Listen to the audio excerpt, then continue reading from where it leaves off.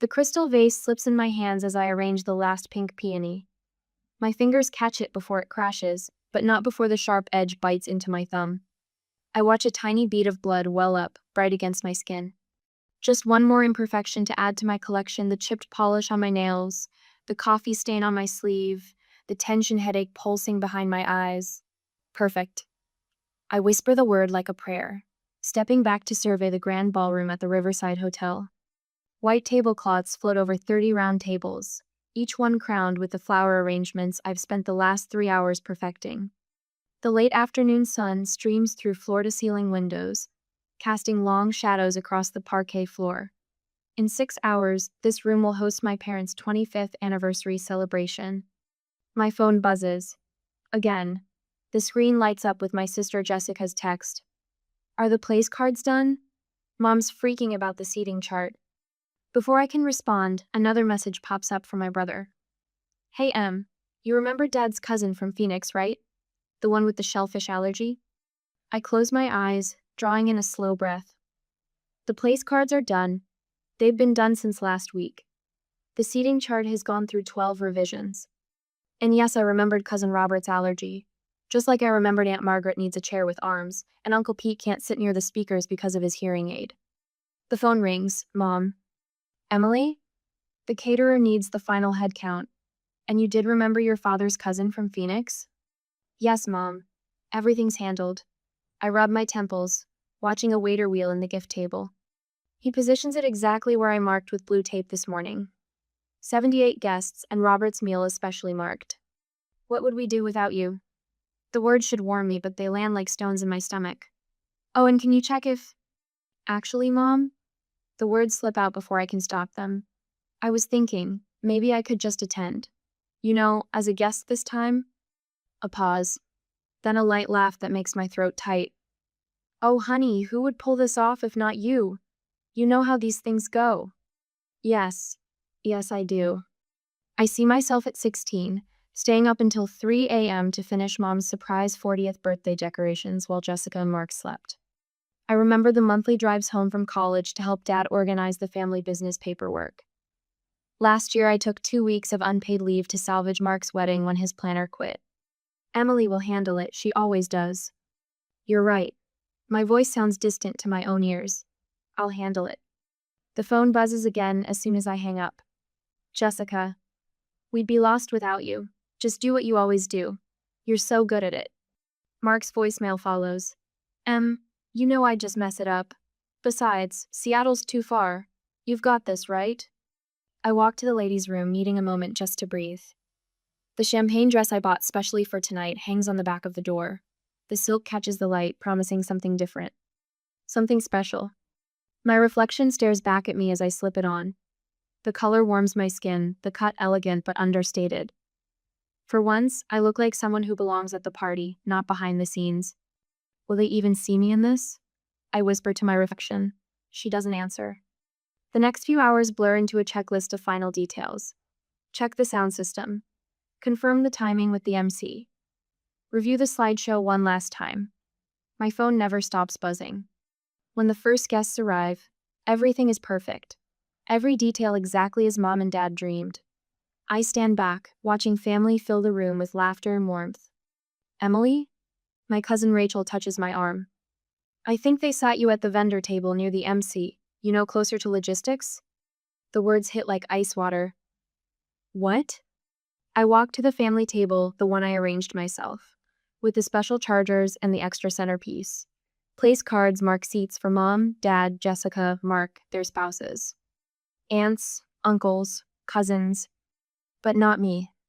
"Oh, honey." Mom appears beside me, patting my arm. Her diamond bracelet catches the light. "We thought you'd prefer being with the team. Didn't want to drag you into formalities." The room spins slightly. The buzz of conversation, the clink of glasses, the soft music from the string quartet, it all blurs into white noise. I look down at my champagne dress, at my carefully styled hair, at the tiny cut on my thumb that hasn't quite stopped bleeding. I've spent 25 years making sure everyone in my family shines. I never realized that meant I had disappeared. My legs shake as I approach Mom near the string quartet. The music flows around us, a waltz my brother picked for the first dance. the one I actually selected. Should I just squeeze in here? My voice catches. I gesture to the family table where aunts, uncles, and cousins crowd together, shoulders touching as they lean in to share stories. Mom adjusts her pearl necklace, the one Dad gave her on their 20th anniversary. Oh, sweetie, you'll be much more comfortable at the vendor table. That way you can coordinate with the MC about the timing. She pats my arm, already turning toward Jessica, who's waving from across the room.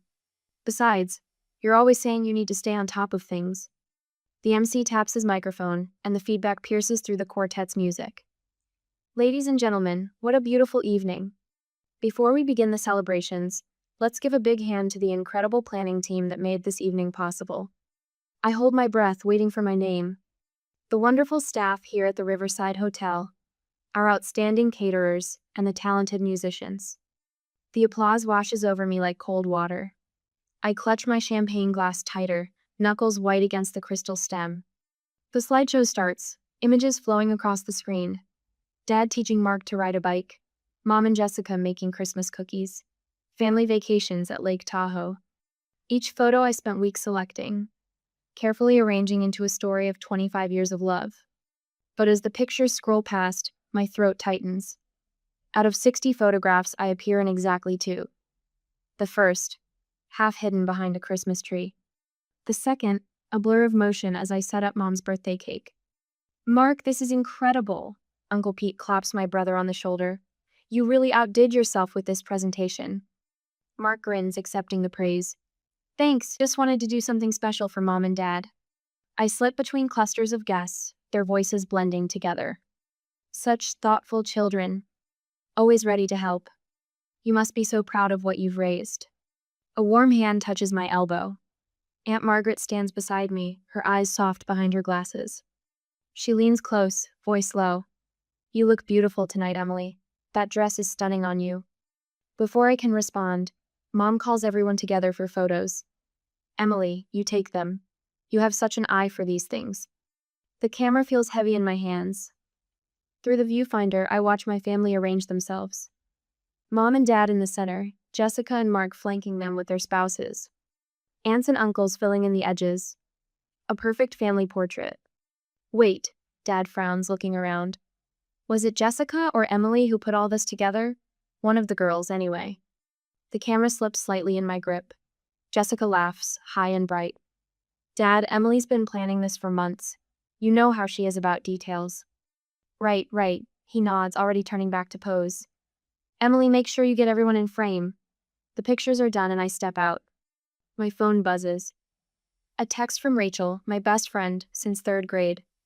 You look beautiful. Are you actually enjoying yourself for once? The words blur on the screen. I blink hard, thumb hovering over the keyboard. Finally, I open the family group chat instead. Everything's running smoothly. I'll step out early to recharge. Love you all. The valet brings my car around. I sit behind the wheel, hands trembling as I pull up the Alaska Airlines website. The purchase ticket button glows in the darkness of my car. Outside, through the ballroom windows, I can see my family laughing, dancing, celebrating. They don't notice when I drive away. 20 minutes later, at home, I pull my passport from the drawer where it sat unused for 5 years. My suitcase lies open on the bed, half packed with warm sweaters and thermal layers. The journal Mom gave me last Christmas, still blank, waiting for words.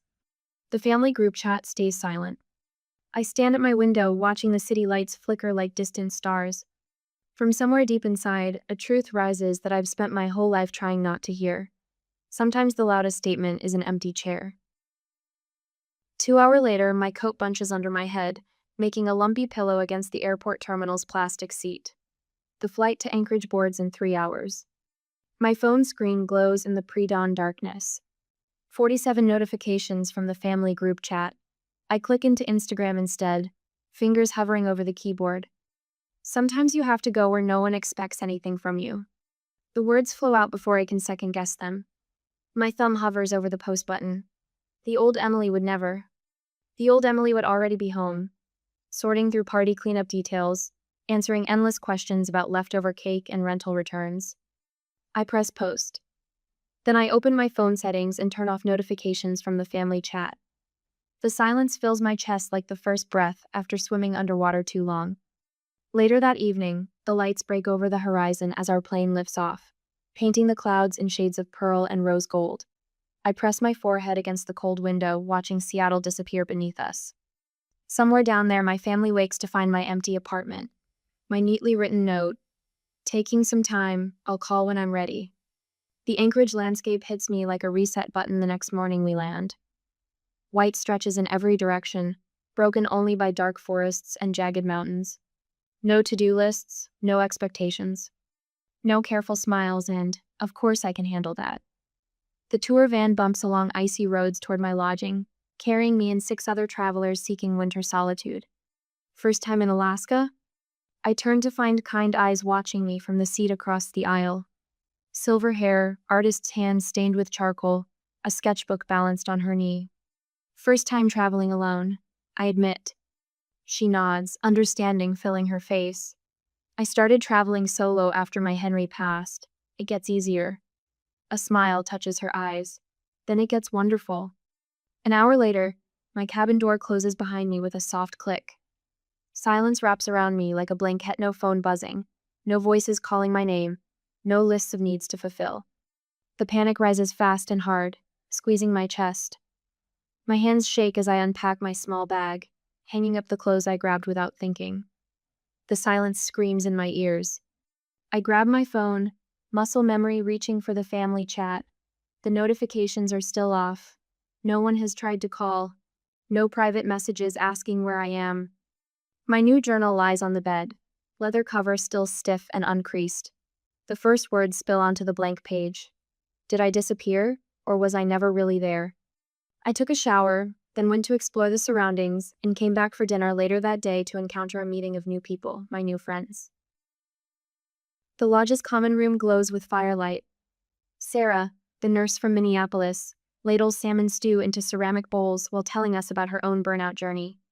6 years in the ICU, she says, passing me a steaming bowl. One day I walked out mid-shift. Bought a ticket to Alaska that night. Her laugh holds no apology.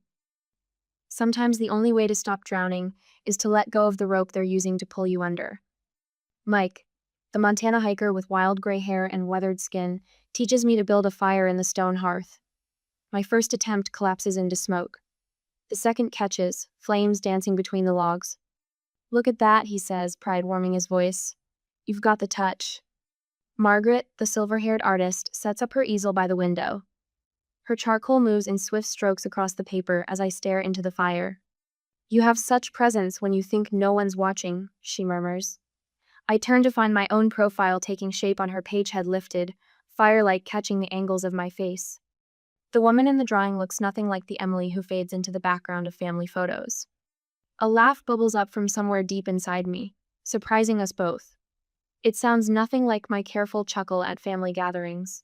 This laugh belongs to someone else entirely. The Northern Lights tour leaves at midnight. We strap on snowshoes following our guide into the silent forest. Snow crunches beneath our feet. The air bites at our faces, sharp and clean. "Look up," our guide whispers. The sky explodes into ribbons of green and violet, dancing across the stars. My breath catches. The other travelers gasp and point, but I stand motionless, neck craned back, watching the lights paint the darkness. "You know what I love about the aurora?" Our guide's voice carries quiet in the crystal air. "It doesn't demand attention, it just shows up, and people travel across the world to see it." The tears freeze on my cheeks. I reach up to brush them away, but they've already turned to diamonds in the starlight. Back in my cabin later that night, I pull out my journal. The words flow faster now, sure and steady. Maybe I was never meant to serve.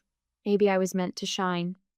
The northern lights dance outside my window, casting green shadows across the page. For the first time in my life, I'm not arranging anyone else's view of them. I'm not making sure everyone has the right angle, the perfect photo opportunity, the best experience. I'm just watching them shine. And somehow, impossibly, that feels like enough. My phone lights up for the first time in 3 days. The screen fills with notifications, cascading like dominoes. I watch them stack up from my cabin's window seat, the Alaskan wilderness stretching white and endless beyond the glass. Mom's voicemail comes first. Where were you, Emily? You left without saying anything. Call me back immediately. Mark's text follows. You really scared, Mom. Could have told us you were leaving. Jessica chimes in with 4 messages in rapid succession. Did you schedule the florist for Mom's garden club next week? Emily, this isn't funny. Mom's freaking out about who's going to coordinate Christmas. At least tell us where you are.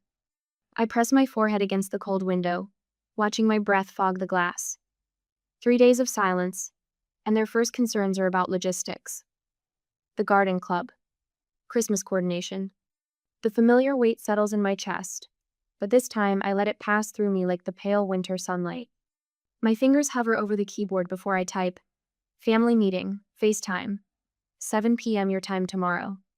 Their responses flood in instantly. Mom wants to talk now. Jessica has a PTA meeting. Mark mentions the time difference from Seattle. 7 p.m. Eastern. Non-negotiable. The next evening, I position my laptop carefully. The window behind me frames the snow-covered peaks, and the setting sun paints the sky in shades of rose and amber. I've chosen this backdrop deliberately a visual reminder that I'm not in their world anymore. Their faces pop up one by one. Mom in her reading glasses, Dad still in his work shirt, Jessica in her kitchen, Mark with his Seattle skyline visible through floor-to-ceiling windows. Their expressions shift from relief to confusion as they take in my location. Emily? Mom leans closer to her screen. Where are you? Alaska. The word falls into the silence like a stone into still water. I needed some distance. Alaska? Mark's eyebrows shoot up. What about your job? I took leave. My voice remained steady, practiced from 3 days of rehearsing this moment. I did say something at the anniversary party. You just didn't think it was serious because I've never walked away before. What do you mean you said something? Jessica's forehead creases. You just disappeared. I told Mom I wanted to attend as a guest. I asked to sit with my family. I spent 3 hours watching everyone celebrate while I stood in the background, exactly where you've always put me. Dad's face goes still. Mom's hand flies to her throat at a gesture I've seen 1,000 times when she's caught off guard. We honestly thought you were happiest organizing things, Mom says, her voice small. You're so good at it. The laugh that escapes me holds no humor. That's the problem. You didn't see me at all. You saw a function, a resource. The reliable daughter who handles everything so no one else has to be inconvenienced. Jessica shifts in her seat. Mark looks down at his hands. Their discomfort radiates through the screen. From now on, things will be different. I straighten my spine, channeling the strength of the mountains behind me. If I organize anything, it will be because I choose to, and I expect clear acknowledgement. If I say I'm tired, believe me the first time. If I attend family events, I attend as Emily, your daughter and sister, not your unpaid coordinator. The silence stretches. I watch them process my words, their faces a familiar map of reactions I've memorized over 3 decades. I am your daughter, I continue, my voice catching slightly. Not your event planner, not your secretary, not your safety net. Dad clears his throat. His eyes, so like mine, meet my gaze through the screen. I don't think I've ever really asked what you wanted. The simple admission cracks something open in my chest. Mom wipes at her eyes, smudging her mascara. I took advantage. Mark's words come slowly. It was easier to let you handle everything. I knew you would. We all did. Jessica's voice wavers. I never stopped to think what it cost you. The sun has nearly set behind me. Soon the stars will emerge, and if I'm lucky, the aurora will paint the sky in ribbons of light. My family's faces glow blue in their separate screens, waiting for my response. I'm extending my stay in Alaska. But Christmas, Mom starts. Will happen without my organizing it. I touch my screen gently, an echo of the way I used to squeeze her hand. You'll figure it out, you have to. When will you come home, Dad asks. I look out at the deepening twilight. The scariest part wasn't leaving. It was realizing I should have done it sooner. I'll come home when I'm ready. When I'm sure you see me, really see me and, not just the roles I've played. The silence that follows holds more truth than any words could carry. In 5 separate frames, a family confronts the shape of their daughter's absence, and a daughter learns the power of her own voice. Behind me, the first stars begin to shine. The messages start arriving at dawn. My phone vibrates against the wooden nightstand, each buzz like a small accusation. Mom's crying again. She burned the casserole for the church potluck. Jessica's text glows in the darkness. You know she always relied on your timing. I watch the sun rise over the Alaskan mountains through my cabin window, painting the snow in shades of rose gold. My fingers hover over the keyboard, ready with the automatic response, the offer to call Mom, to walk her through the recipe timing, to fix everything. Instead, I set the phone face down. The next message comes from Mark during my morning walk along the frozen shoreline. The quarterly business review is next week. Dad's completely lost without your spreadsheets. A pause then. Come on, Em, you've made your point. Have I? The question follows me as I crunch through fresh snow, my breath clouding in the crisp air. Back in my cabin, I pull out my journal, no longer the meticulous to-do lists and family schedules, but pages filled with watercolor sketches of the aurora, notes about the play of light on ice, observations of the wild quiet that fills spaces where obligations used to live. Sometimes healing looks like disappointing people. I write. The words don't shake my hand anymore. My art teacher Martha calls me over during afternoon class the next day. Your brushstrokes are bolder today, she says, studying my attempt to capture last night's aurora. The painting won't win awards, the colors bleed together in places, the composition lacks technical skill, but the joy of creation radiates from every imperfect line. I used to think I couldn't take up space, I tell her, adding another streak of green to the sky. Even on canvas. The afternoon light slants through the studio windows when my boss calls. Emily, the conference planning committee needs you. We're absolutely swamped with the annual meeting coming up. 5 years of organizing company events flash through my mind: late nights, missed weekends, endless crisis management. My answer surprises us both. I'll be taking my full vacation time this year. Susan from marketing showed interest in event planning. She might appreciate the opportunity. Silence crackles across the connection. Then, I didn't realize you were serious about seeing back. Neither did I. The truth of it warms me like sunlight. Later, I find myself on the gallery website, cursor hovering over the application for their summer photography workshop. The old voice whispers, "Who do you think you are? What makes you special enough to create instead of serve?" I fill out the application. My hands don't shake. Mom's FaceTime call comes as I'm watching the sunset paint the mountains purple. Her face fills my screen, lined with worry that makes my stomach clench. Things are falling apart here, Emily. The Foundation's annual gala is in shambles. Your father's office is a disaster. Mark's kids miss their aunt. We need you to come back. The familiar guilt rises like bile. But behind it, something else grows stronger: the certainty that came with the first glimpse of aurora lights dancing across an endless sky. The understanding that some patterns must break to be reborn. That's exactly why I can't come back yet. My voice stays gentle but firm. The mountain stands silent witness behind me. You need to learn who you are without me managing everything, and I need to learn who I am without managing everyone. But we're family, Mom's voice cracks. Families help each other. Yes, they do. I touch the screen where her cheek would be, but help shouldn't cost someone their soul. Dad appears behind her, his reading glasses crooked like always. But something shifts in his expression as he studies me through the screen and really sees me. Maybe for the first time. I've spent so long being the answer to everyone's problems. I tell them both that I forgot how to answer my own questions. The truth feels like breaking fever. I forgot I was allowed to have questions at all. Mom starts to speak, but Dad touches her shoulder. We did this, he says quietly. Didn't we? We made you responsible for our happiness. The admission hangs between us like the northern lights, beautiful and terrible in its clarity. I'm not coming back to fix everything, I say, but I will come back to build something new, when we're all ready. After we hang up, I stand at my window, watching stars pierce the darkening sky. My reflection overlaps their light, a woman I'm just beginning to recognize, her edges no longer blurred by everyone else's needs. In my journal, I write, the hardest part about finding your voice isn't learning to speak. It's learning to stop apologizing for having something to say. The aurora flames across the night, green and violet ribbons dancing above the snow. I take out my camera, adjusting the settings with growing confidence. Not perfect, not servile. Just present, claiming my space under these impossible lights. My phone buzzes one last time. A text from Jessica. I signed up for a cooking class. I thought it was time I learned to read a recipe without calling you. I miss you, but I'm starting to understand. I smile, letting the message sit unanswered for now. Outside my window, the lights continue their eternal dance, asking nothing, demanding nothing, simply being.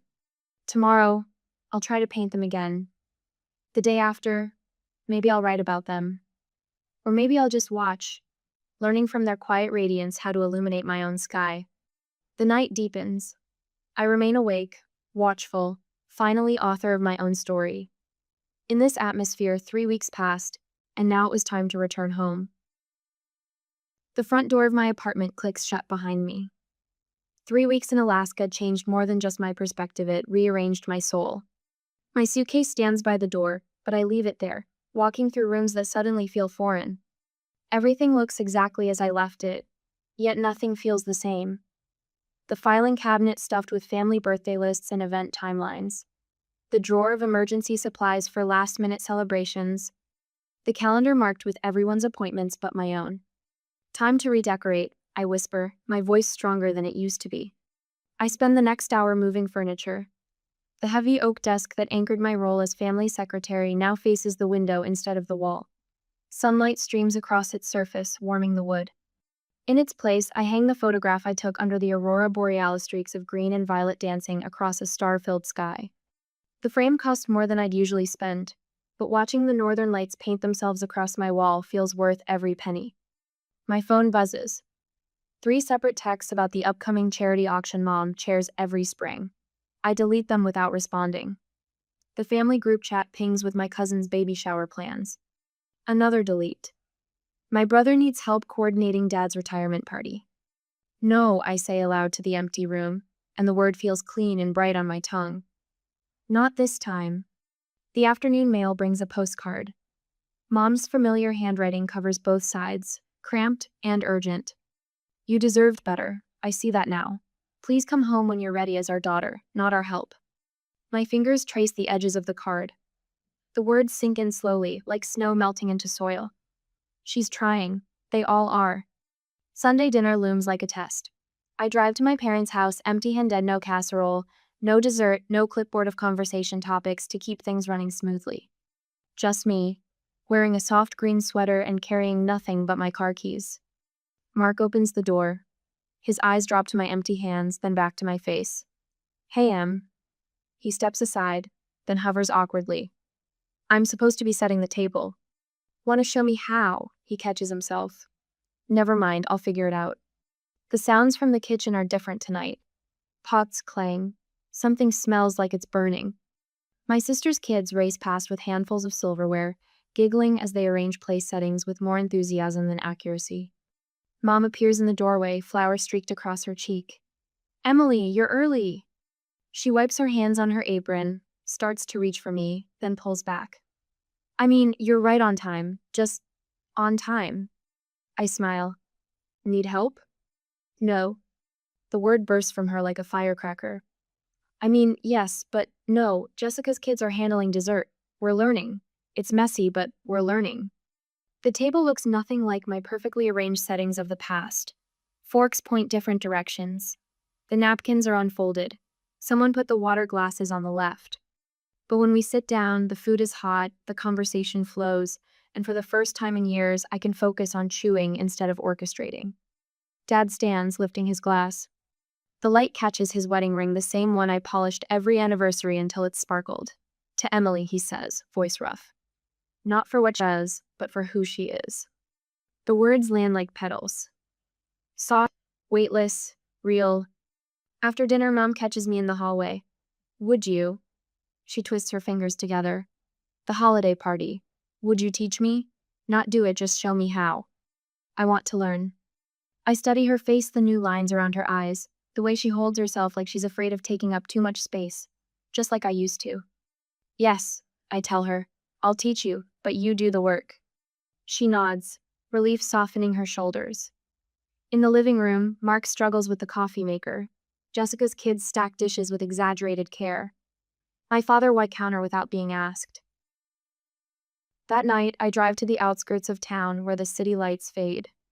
The spring sky spreads above me, a whisper of green dancing at the Edgesaur local version of the aurora. I set up my camera, frame the shot, and step into it. The timer clicks. In the photo, half my face glows green and violet, like an echo of Alaska's sky. I post it online with words that feel like truth. You weren't born to serve. You were born to shine. My phone lights up with notifications. Not from family this time, but from strangers sharing their own stories of invisibility and emergence. A woman who left her law firm after 30 years of making coffee. A man who stopped coaching his son's team to finally write his novel. A teacher who learned to say no to unpaid overtime. I put my phone in my lap and pick up the course catalog from the local arts center. My first painting class starts Tuesday. Next month, I interview for a photography expedition to Iceland. My calendar fills with my own dreams instead of other people's needs. The northern lights shimmer in my car window, reflected in the glass as I drive back to my apartment. I watch them dance, remembering what the guide in Alaska told me. The aurora doesn't demand attention, it just shows up, and people travel across the world to see it. I touch the window glass, my fingerprint leaving a mark on the pane. Some journeys cross oceans, others cross the boundaries we build inside ourselves. Both kinds change you forever. Looking at my rear window, I see a face who finally owns her light. She doesn't hide it under perfect table settings or flawless schedules. She lets it spill out, messy and beautiful, painting the sky with her own colors. I pull over, then pick up my phone one last time, adding a question to my post. The scariest journey isn't to Alaska, it's to your authentic self. Have you ever had to leave to be seen, or did you find another way? Your story might help someone else find their voice. The comments flow in, and each one a small light joining mine. Together we shine.